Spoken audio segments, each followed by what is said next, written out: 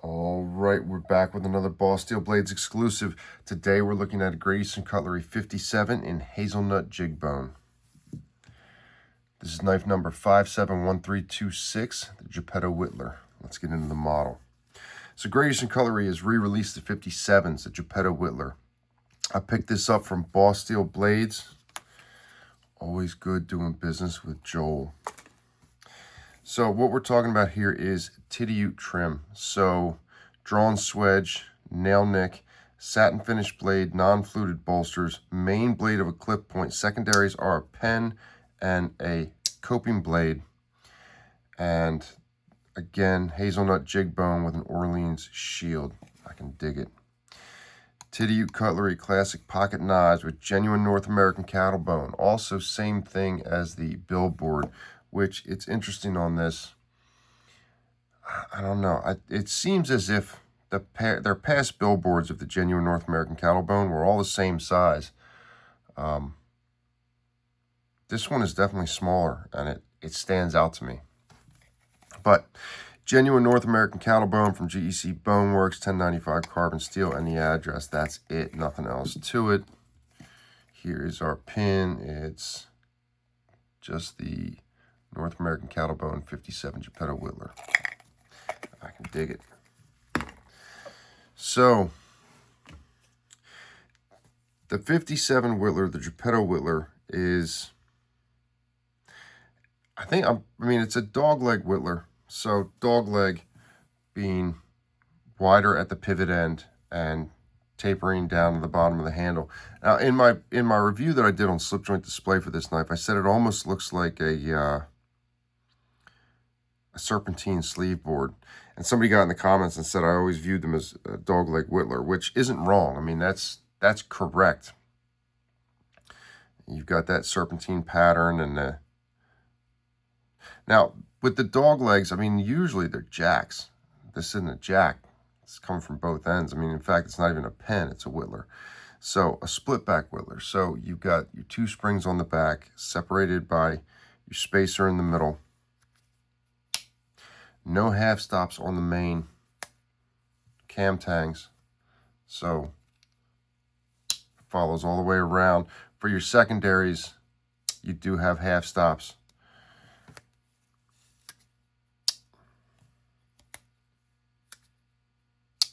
Decent action on this knife, although the secondaries are a light pull, but then, I mean, they have to be.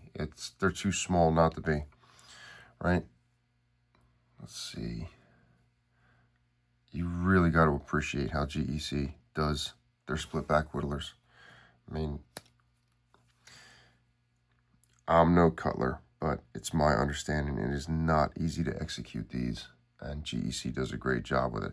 I mean, to the point where I look at this and I say to myself, you know, if GEC Cutlery's not doing it, none of us, I mean, unless you're talking about somebody who collects old antique cutlery, we're not going to get a split back whittler in our hands.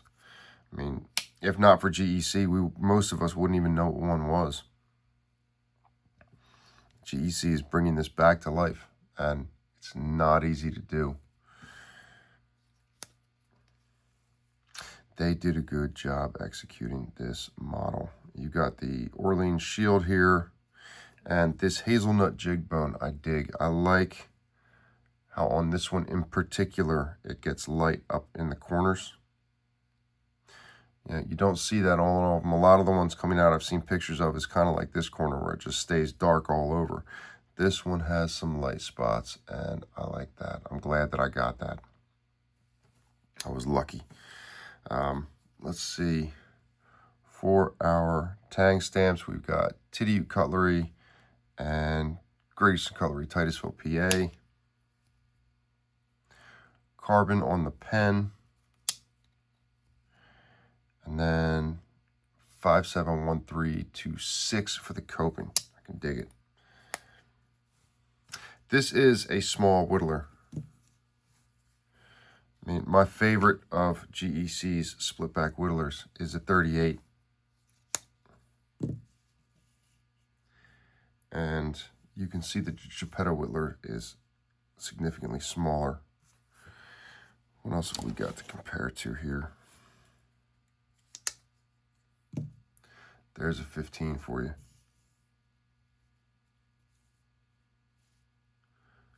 Right, so.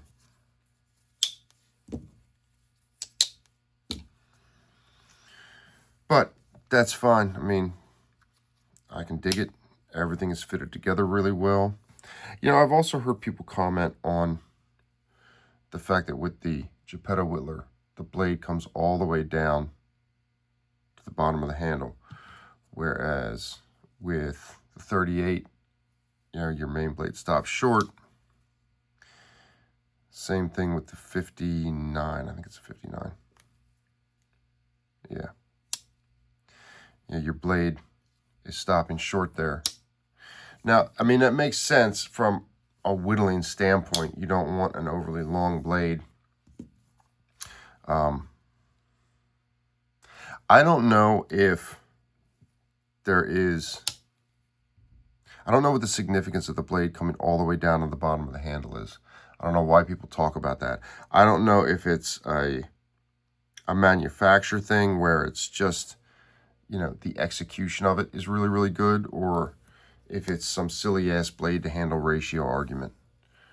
I'm not sure. If it's the blade-to-handle ratio, go kick rocks. That's the dumbest argument I've ever heard in the knife community. I think it's stupid and people shouldn't talk about it. If it's just about difficulty to execute the knife, then all right, cool, I can dig it. But yeah, I mean, the blade does come all the way down, and the Geppetto Whittler's kind of known for that.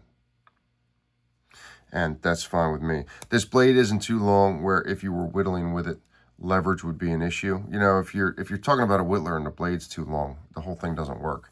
So, but because of this small frame, the blade can be full length and everything still works.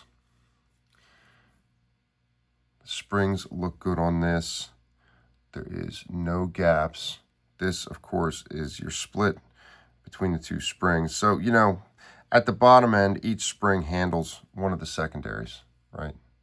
And as the springs come up the spine, the spacer in between them gets thinner and thinner. They come in and they both support your main blade. Yeah.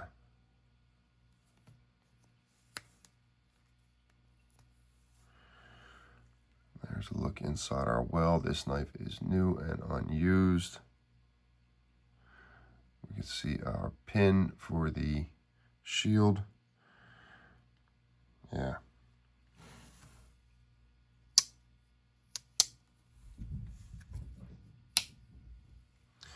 Yeah, all this looks really good.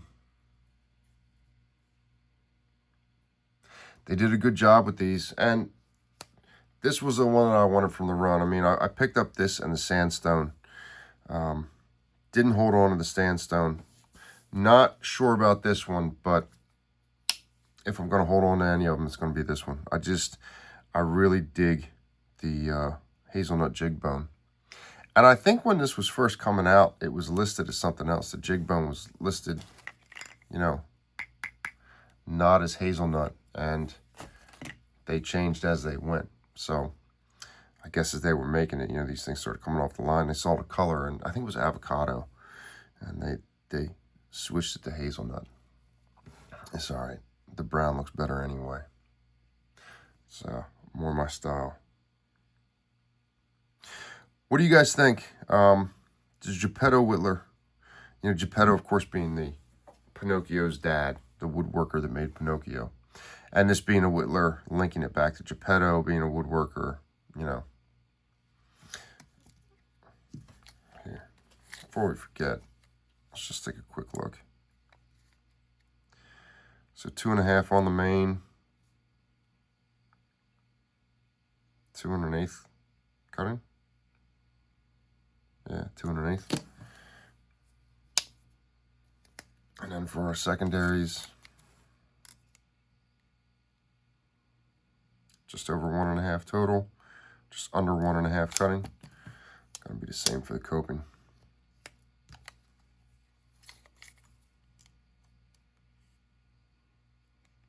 Yeah. I like the swedges that are cut on these. that make the whole thing fit. That's beautiful. And then it's different from the other side. But that, of course, is so that the whole thing works. That's a lot of detail to get that all to fit together.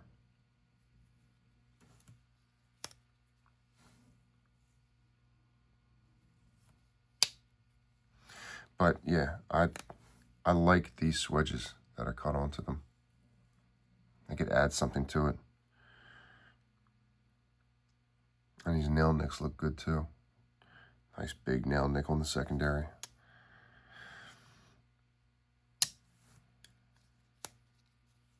Yeah. Cam tangs, of course, on the main, so no flush at half. Close but no cigar on the secondary tools. What are your thoughts on it, guys? I dig the cattle bone aspect. Always like a bone-handled knife. This jig bone looks really, really good. They did a nice job with it. Jig bone makes sense for a whittler. What are your thoughts? Do you have a split back whittler? Did you pick one up from this run? Is it something that you were looking for? Or is it something you stay away from because it's a small knife or a multi-blade knife? Get down in the comments. Let us all know what you think. We'll see you guys on the next video.